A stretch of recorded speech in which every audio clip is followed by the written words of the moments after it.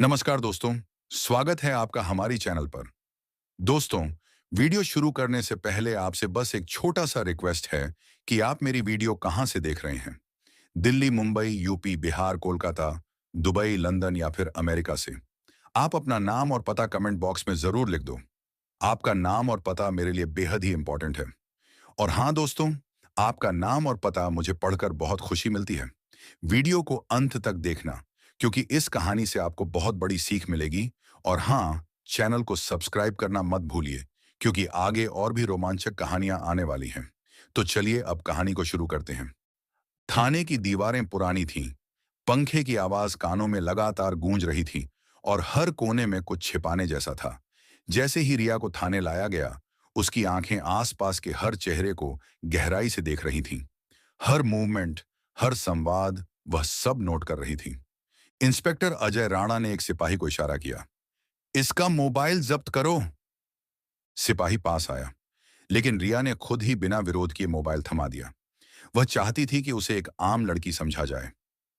चोरी और महिला कांस्टेबल से बदतमीजी का केस दर्ज करो, साथ ही स्कूटी के कागजात भी जब्त करो, अजय ने आदेश दिया।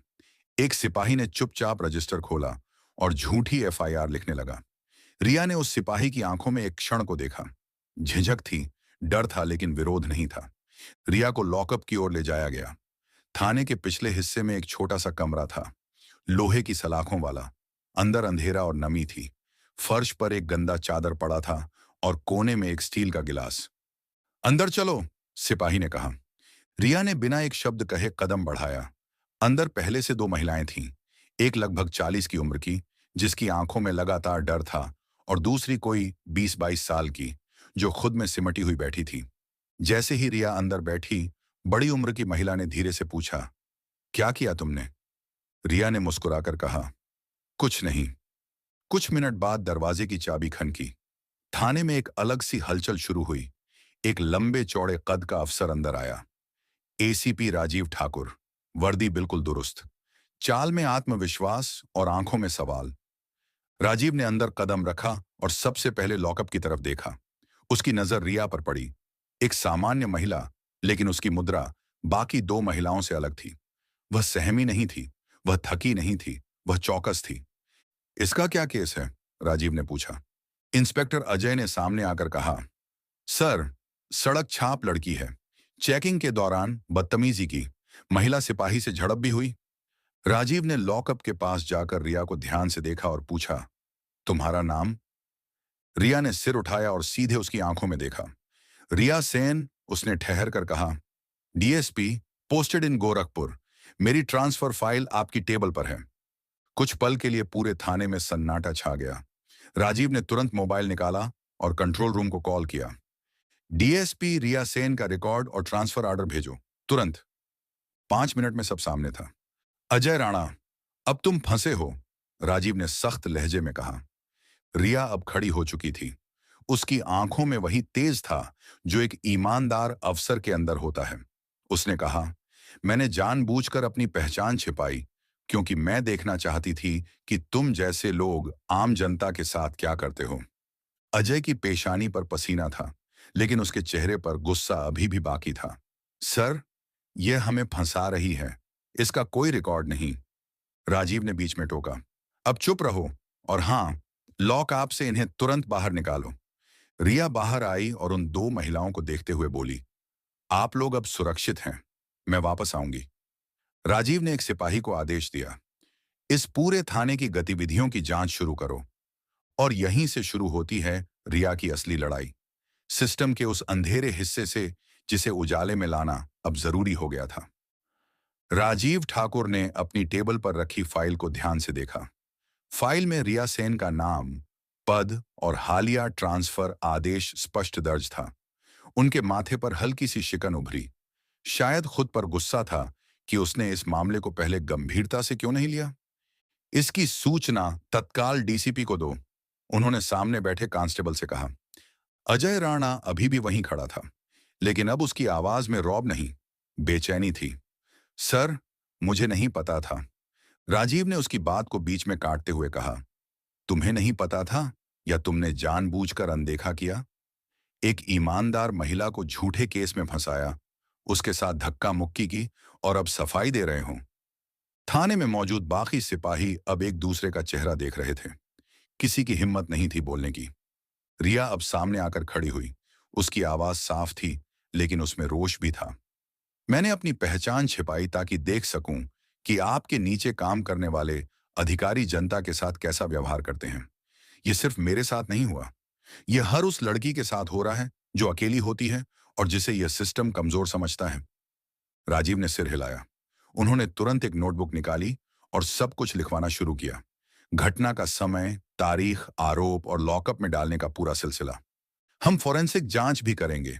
CTV footage, mobile call records, FIR, entry time, सब। इस केस को दबाया नहीं जाएगा, उन्होंने कहा। इसके बाद रिया ने उन दो महिलाओं की ओर इशारा किया जो अभी भी लॉकअप में बैठी थीं। इन दोनों से भी बात कीजिए। इनकी कहानी भी सुनी जानी चाहिए। क्या इन्हें भी झूठे केस में फंसाया गया? राजीव ने तुरंत महिला सिपाही को बुलाया और निर्देश दिया कि दोनों महिलाओं को मेडिकल चेकअप के लिए भेजा जाए और उनका बयान लिया जाए। अब रिया थाने के हॉल में खड़ी थी, सामने पुलिस स्टाफ की लाइन, जिनकी आंखों में अब भय और संकोच था। मैं आज सिर्फ एक पीड़ित नहीं हूं, रिया ने कहा। मैं एक चेतावनी हूं। इस देश की हर लड़की के लिए आवाज उठाने का वक्त आ गया है और मैं इस सिस्टम की सच्चाई सबके सामने लाकर रहूंगी। तभी बाहर एक गाड़ी आकर रुकी। ये डीसीपी ऑफिस से आई टीम थी। राजीव ने खुद दरवाजा खोला और अफसरों को अंदर लाया। मामला बहुत गंभीर है, वरिष्ठ अधिकारी ने कहा। डीएसपी मैडम ने जो आरोप लगाए हैं वह अगर सही निकले तो न केवल अजय राणा बल्कि इस थाने के कई अफसरों पर कार्रवाई होगी। और अगर गलत निकले? अजय राणा ने लगभग फुसफुसाते हुए पूछा। रिया ने सीधा उसकी आंखों में देखा। अगर मैं झूठी निकली तो मैं खुद इस्तीफा दूंगी, लेकिन तुम तब तक जेल में रहोगे जब तक सच सामने नहीं आ जाता। राजीव ने रिया को देखा, एक सच्ची अफसर जो सिर्फ सिस्टम का हिस्सा नहीं बल्कि उसे सुधारने का इरादा रखती थी। थाने के हर कोने में अब खामोशी थी, लेकिन इस खामोशी में एक नया तूफान पल रहा था। जवाबदेही का, ईमानदारी का और बदलाव का। रिया को अब इस बात का स्पष्ट एहसास हो गया था कि यह मामला सिर्फ अजय राणा तक सीमित नहीं है। कुछ ऐसा था जो परत दर परत नीचे तक फैला हुआ था। एक संगठित तंत्र जिसमें सिर्फ निचले स्तर के नहीं बल्कि उच्च स्तर के अफसर और संभवतः राजनेता भी शामिल थे। राजीव ठाकुर और डीसीपी की टीम ने रिया से अनुरोध किया कि वह मामले से खुद को अलग कर लें और फॉर्मल जांच टीम को जिम्मेदारी सौंप दें। लेकिन रिया का जवाब था साफ। अगर एक ईमानदार अफसर को ही साइडलाइन किया जाएगा तो सिस्टम सुधरेगा कैसे? उन्होंने खुद अपनी एक छोटी जांच टीम गठित की। 3 पुराने खुफिया एजेंट्स और एक टेक्निकल अफसर जिन पर उसे भरोसा था। नाम नहीं, सिर्फ काम से पहचाने जाने वाले लोग। उनके पास पुलिस सिस्टम का वह चेहरा देखने की दृष्टि थी जिसे आम लोग नहीं देख पाते। पहला कदम था अजय राणा के फोन, कंप्यूटर और ऑफिस लॉकर की फॉरेंसिक जांच। कई अनऑथराइज्ड ट्रांजैक्शंस, संदिग्ध कॉल लॉग्स और व्हाट्सएप चैट्स बरामद हुए। इन संदेशों में कुछ कोड वर्ड्स का इस्तेमाल हुआ था, जिनमें डी टू ब्लैक और गोल्ड क्लास जैसे संदिग्ध शब्द शामिल थे। रिया ने टीम के टेक एक्सपर्ट राहुल को यह कोड डिकोड करने का जिम्मा सौंपा। कुछ ही घंटों में राहुल ने एक चार्ट बनाया। किस तारीख को कौन सी गाड़ी निकली, किस केस में पैसे लिए गए और वह पैसा किस अकाउंट में गया। दूसरा कदम था गवाहों की तलाश।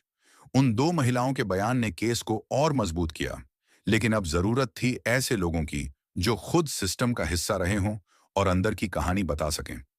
रिया ने पुराने एक कांस्टेबल को ट्रैक किया जो कुछ महीने पहले ही ट्रांसफर होकर गया था। वह कांस्टेबल डर के साए में था, लेकिन जब रिया ने उसे सुरक्षा देने का आश्वासन दिया तो उसने मुंह खोला। मैडम, यहां तो हर महीने का कट ऊपर तक जाता था। हर फर्जी केस, हर जब्त की गई स्कूटी, हर वसूली, सबका हिस्सा बंधा था। रिया ने सारे बयान रिकॉर्ड करवाए, वीडियो टेस्टिमनी के साथ। अब सबूत बढ़ रहे थे, लेकिन सबसे बड़ा झटका तब लगा जब एक बैंक स्टेटमेंट सामने आया जिसमें पैसे सीधे एक वरिष्ठ आईपीएस अधिकारी के रिश्तेदार के अकाउंट में ट्रांसफर हुए थे। अब यह जांच सिर्फ एक थाने तक सीमित नहीं रही। यह एक पूरा नेटवर्क था जिसमें थानों से लेकर सचिवालय तक के नाम जुड़ने लगे थे। रिया ने एक गोपनीय रिपोर्ट तैयार की। इस रिपोर्ट में 18 नाम, 12 केस स्टडीज और 40 से ज्यादा दस्तावेज जुड़े थे। रिपोर्ट को उन्होंने सीधे राज्य के गृह मंत्रालय को भेजा। कुछ ही घंटों बाद जवाब आया, आपको पूर्ण स्वतंत्रता दी जाती है, कार्रवाई कीजिए। अब रिया के हाथ में सिर्फ फाइल नहीं थी, एक असली तलवार थी जो भ्रष्टाचार की जड़ पर चलने वाली थी। राजीव ठाकुर ने भी इस मिशन में पूरी तरह साथ देने का वादा किया और इस तरह शुरू हुई वह लड़ाई जो सिर्फ एक अफसर की नहीं, बल्कि पूरे सिस्टम की आत्मा को बचाने की थी। जैसे जैसे रिया की जांच गहराई पकड़ती गई, वैसे वैसे सिस्टम की सड़ांध खुलकर सामने आने लगी। लेकिन जितना आसान था सच्चाई पाना, उसे कहीं कठिन था उसे गौर से कह पाना। क्योंकि अब मामला सीधे सीधे सत्ता से टकराने का था। थाने के दस्तावेजों और गवाहों से यह स्पष्ट हो गया था कि हर महीने की अवैध कमाई का एक बड़ा हिस्सा ऊपर तक पहुंचता था, एक वरिष्ठ आईपीएस और एक विधायक के सचिव के खातों में। रिया ने जब इसकी रिपोर्ट तैयार की और उसे प्रेस के सामने रखने की योजना बनाई, तभी राजनीतिक दबाव शुरू हो गया। उसी रात रिया को एक गुमनाम कॉल आया। अगर जान की सलामती चाहती हो तो ये सब छोड़ दो, जो हुआ उसे भूल जाओ। रिया ने फोन काट दिया, लेकिन अब वह और भी ज्यादा दृढ़ हो चुकी थी। अगले दिन रिया ने डीसीपी ऑफिस के बाहर प्रेस कॉन्फ्रेंस रखी। उसके चेहरे पर तनाव था, लेकिन आवाज में आत्मविश्वास। कैमरे चल रहे थे, पत्रकार सवाल पूछने को तैयार थे। आप कह रही हैं कि एक वरिष्ठ अधिकारी इसमें लिप्त है? एक रिपोर्टर ने पूछा। रिया ने सीधे कैमरे की ओर देखा। मैं कह रही हूं कि कानून के ऊपर कोई नहीं है, ना वर्दी, ना कुर्सी और ना ही किसी पार्टी का झंडा। मीडिया दो हिस्सों में बंट गया। कुछ चैनल्स ने रिया को जनता की सच्ची अफसर कहा, तो कुछ ने उसके आरोपों को राजनीतिक स्टंट करार दिया। सोशल मीडिया पर जस्टिस विथ डी एस्पीरिया ट्रेंड करने लगा। लेकिन उसी के साथ अब मे योर फेक फेमरिया भी चलने लगा। इस राजनीतिक उथल-पुथल के बीच एक बड़ी खबर सामने आई। रिया की जांच रिपोर्ट में जिन नामों का जिक्र था, उनमें से 3 लोग उसी सप्ताह सरकारी पदों से इस्तीफा दे चुके थे। एक मंत्री ने अचानक विदेश दौरे का बहाना बनाकर खुद को अनुपलब्ध घोषित कर दिया। राज्यपाल कार्यालय से आदेश आया, इस मामले की जांच के लिए एक स्वतंत्र विशेष जांच दल एसआईटी गठित किया जाए और उस टीम की कमान सौंपी गई फिर से रिया को। कुछ अफसरों ने इसका विरोध किया, परंतु मुख्यमंत्री ने साफ शब्दों में कहा, जिसने सिस्टम की गंदगी सामने लाई है, वही इसे साफ भी करेगी। रिया ने एक नई प्रेस स्टेटमेंट दी, मुझे पता है कि सच बोलने की कीमत होती है और मैं उसे चुकाने को तैयार हूं। लेकिन अब यह सिर्फ मेरी लड़ाई नहीं है, यह हर उस आम नागरिक की लड़ाई है जिसे इस सिस्टम ने चुप करा रखा है। और इस तरह रिया एक अफसर से बढ़कर एक प्रतीक बन चुकी थी, उस आवाज की जो सच्चाई के लिए डटकर खड़ी थी, भले ही सामने पूरा सत्ता तंत्र क्यों ना हो। अब तक के घटनाक्रम से रिया के भीतर जो आग जल रही थी, वह अब पूरी तरह ज्वाला बन चुकी थी। उसे एसआईटी की कमान मिल चुकी थी और साथ ही मिली थी पूर्ण स्वतंत्रता। ना किसी से अनुमोदन की जरूरत, ना किसी प्रकार की रोक टोक। लेकिन जितनी खुली छूट उसे मिली, जिम्मेदारी भी उतनी ही भारी थी। रिया ने सबसे पहले टीम का पुनर्गठन किया। उसने भ्रष्टाचार मुक्त और दक्ष अधिकारियों की सूची तैयार कराई, जिनमें से 20 सबसे ईमानदार और तेज अफसरों को टीम में शामिल किया गया। टेक्निकल स्टाफ को दिल्ली से बुलवाया गया और फॉरेंसिक सपोर्ट के लिए हैदराबाद लैब से तालमेल किया गया। 18 दिन का समय है हमारे पास, रिया ने पहली मीटिंग में कहा। 700 फाइलें, 35 संदिग्ध नाम और 12 संवेदनशील केस। हर चीज को देखना है, पर सटीकता के साथ। काम दिन रात चला। रिया खुद रात 2 बजे तक ऑफिस में बैठती, दस्तावेजों की जांच करती, फाइलों में खो जाती। उसकी आंखों के नीचे काले घेरे जरूर आ गए थे, पर इरादे अब और चमकने लगे थे। एसआईटी की छापेमारी हर रोज नए खुलासे कर रही थी। एक ब्लैकमेलिंग रैकेट का नेटवर्क पकड़ा गया, जिसमें थानों से लेकर जिला कार्यालय तक की साठगांठ सामने आई। एक स्टिंग ऑपरेशन में एक अफसर को 5 लाख की रिश्वत लेते हुए रंगे हाथों पकड़ा गया। उस वीडियो को सोशल मीडिया पर डाला गया और देखते ही देखते वह वायरल हो गया। जांच के दौरान कई नामी अधिकारियों के बयान भी लिए गए। इनमें से कुछ ने बयान के बदले संरक्षण मांगा, तो कुछ ने खुद को निर्दोष साबित करने के लिए पुराने रिकॉर्ड पेश किए। रिया ने हर एक को निष्पक्ष रूप से सुना, पर जहां गलती पाई गई वहां बख्शा नहीं। 12 पुलिस अफसरों को तत्काल सस्पेंड किया गया, 6 को गिरफ्तार किया गया और उनके खिलाफ चार्जशीट तैयार हुई। एक मंत्री, जिनका नाम जांच रिपोर्ट में शामिल था, उन्हें दबाव में आकर इस्तीफा देना पड़ा। राज्य सचिवालय में अब हलचल थी, सत्ता अब चौकन्नी हो गई थी। लेकिन इस प्रक्रिया में रिया पर निजी हमले भी शुरू हो गए।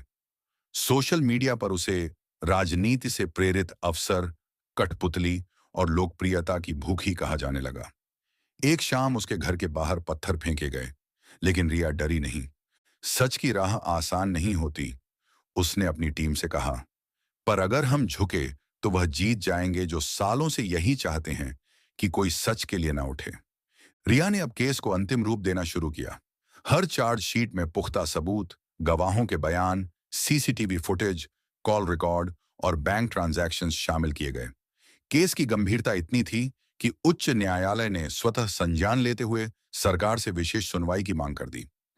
एसआईटी के अंतिम प्रेस ब्रीफिंग में रिया ने सिर्फ एक पंक्ति कही, अब बात अदालत की है, हमने अपना कर्तव्य निभा दिया है। और वास्तव में वह कर्तव्य इतना व्यापक था कि अब उसका असर पूरे राज्य की पुलिस और प्रशासनिक प्रणाली पर साफ दिखने लगा था। रिया की कार्रवाई अब अदालत के दरवाजे तक पहुंच चुकी थी, लेकिन असल हलचल तब मची जब एसएसपी स्तर के अधिकारी को गिरफ्तार करने का आदेश जारी हुआ। यह वही अधिकारी था जिसका नाम रिया की रिपोर्ट में सीधे तौर पर जुड़ा हुआ था और जिनके इशारों पर कई वर्षों से भ्रष्टाचार फल फूल रहा था। गिरफ्तारी की सूचना जैसे ही लखनऊ पुलिस हेडक्वार्टर पहुंची, वहां अफरा तफरी मच गई। अधिकारी की छवि सख्त जरूर थी, लेकिन उसके संबंध बहुत ऊपर तक थे। रिया के पास इस बार पुख्ता सबूत थे, कॉल रिकॉर्ड, ट्रांजैक्शन स्टेटमेंट्स और 2 स्वतंत्र गवाह। रिया खुद टीम के साथ उनके बंगले पर पहुंची। मीडिया को पहले से जानकारी नहीं दी गई थी। दरवाजा खोला गया। सामने एसएसपी खुद खड़े थे, चेहरे पर अजीब सा संतुलन, ना डर ना हिम्मत। क्या आप जानते हैं कि आप पर क्या आरोप है? रिया ने पूछा। जानता हूं, उन्होंने जवाब दिया, और जानता हूं कि यह खेल यहां खत्म नहीं होगा। मैं अकेला नहीं हूं। रिया ने उन्हें हिरासत में लेने का आदेश दिया। जैसे ही उन्हें बाहर लाया गया, मीडिया को सूचना लीक हुई। कैमरे चमकने लगे, माइक दौड़ने लगे और टीवी स्क्रीन पर ब्रेकिंग न्यूज चलने लगी। एसएसपी गिरफ्तार, भ्रष्टाचार की जांच ने लिया बड़ा मोड़। हिरासत में ले जाने के बाद एसएसपी ने बयान दिया, मैं तो एक मोहरा हूं, असली चाल तो दिल्ली और राजधानी के कुछ लोगों ने चली थी। नाम चाहिए? लिखिए, आईजी साहब। यह सुनते ही पूरा महकमा सन्न रह गया। रिया जानती थी कि यह बयान मामूली नहीं था। यह जांच अब राज्य नहीं, बल्कि केंद्रीय सत्ता के करीब पहुंच चुकी थी। अगले ही दिन मुख्यमंत्री की विशेष मीटिंग बुलाई गई। उसमें स्पष्ट कहा गया, यदि हम खुद अपने सिस्टम को साफ नहीं करेंगे तो जनता कभी भरोसा नहीं करेगी।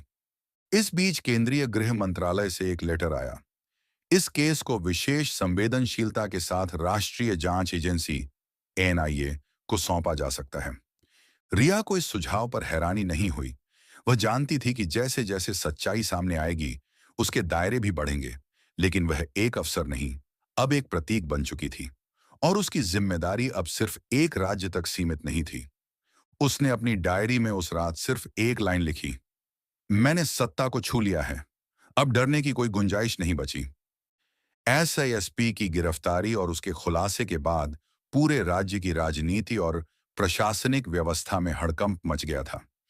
कई नेताओं ने इस मुद्दे को दबाने की कोशिश की, तो कई विपक्षी दलों ने इसे सरकार की विफलता करार दिया।